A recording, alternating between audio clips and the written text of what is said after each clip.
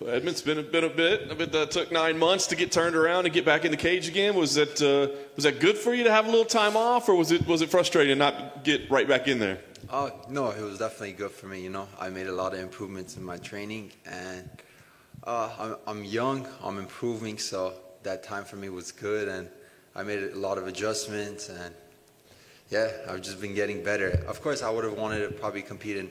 I was trying to get back in there around February, March, but this ended up happening, and I wanted this challenge, so I took it. Very nice. That's a very mature way of handling everything and the right attitude. But I gotta ask. I would say, right after the loss, were you able to accept it that way, or was it difficult right after? No, yeah. After the loss, I was definitely able to accept it, and I knew my mistakes right after. I was just talking about it, not chasing for the. Right after I came back to my hotel, I'm like, why was I chasing for the finish? Why was I looking for one shot to put him out? If I'm calculated in there, if I'm more relaxed.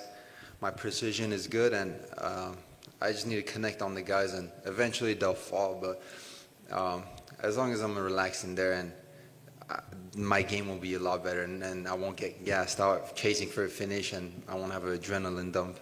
Nice. As you said, man, a challenging matchup. When they came to you with this name, they're not giving you kind of rebound fight, hey, just go kind of warm up a little bit. Did that excite you, or you? Oh yeah. I wanted this fight. I wanted this fight, and. That's what I was saying. I like challenges. I like these type of challenges motivate me, and I know he's a good fighter. He's been at the top for a while now, so it's a motivating fight for me. And I'm improving. I'm young. I'm improving. So it's another great fight for me to get back into the top contenders. I'm just excited for it. I've been working really hard. It's been a really, really tough camp, and I'm excited to go out there and put on a great performance. And Jack's a good opponent. He's a good challenge, and I'm ready to take on that challenge and show why I'm the best. They get 1 week change. Does that cause any complications? I think you build training camps around peaking right at the right time. Does a 1 week delay does it cause anything? No, not really. Everything was on point. My weight and everything was good to go. I had to keep a flow that week, keep a little sweat going, and just keep sharp, speed. That's pretty much it, Of course, we're not going to have the fans, but Vegas is open again with no masks, so I'm happy about that. Afterwards, you have a little fun? Oh, yeah, in Vegas, we'll have a good time. But first and foremost, the fight. Very nice. So when you talk about it, it doesn't seem like you're talking about that you felt like you lacked skills at all, but more just like a mental approach. Was that it? Was it like a focus or a strategy during the fight? Is that kind of the biggest adjustment? I think I kind of lost focus because I was hitting with shots, and I'm like, oh, he's not going down, and I'm not connecting well. I was kind of frustrated at that, and when you get frustrated in a fight, it kind of gets to you, and then the adrenaline too.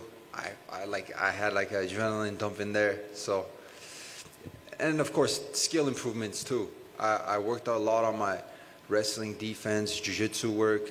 I've just been improving constantly every day since that fight, and yeah, I had a good 9 months, but 9 months weren't off. 9 months were working and improvement.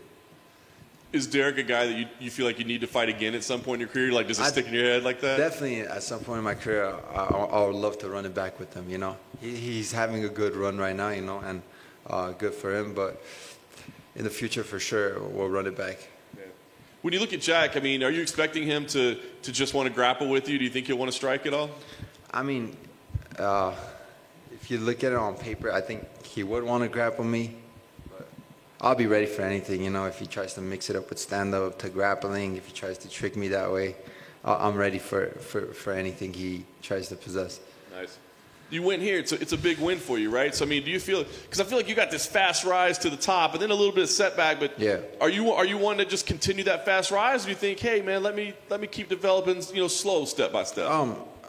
Whatever happens, I'm just going to keep going out there and performing and getting a victory, That's all that matters, getting a win. And then after a win, we'll see what happens with where the UFC wants to do and all that. Very nice. I guess last thing for me, when you play this one out, do you feel like this is a type of fight where you can go do some of these highlight reels that you're capable of doing, or is this like man, this is kind of a veteran, this is going to be a grinding kind of battle? What kind of fight do you think we see? I'm ready for both. I'm ready for both, and just tune in Saturday because I'm in the best shape I've been in, and I'm ready to put on a show. You mentioned last week you would have been fighting in front of fans. You won't be fighting in front of fans this week, obviously. Which do you prefer? Do you have a preference? Do you feel like you're a better fighter in front of fans?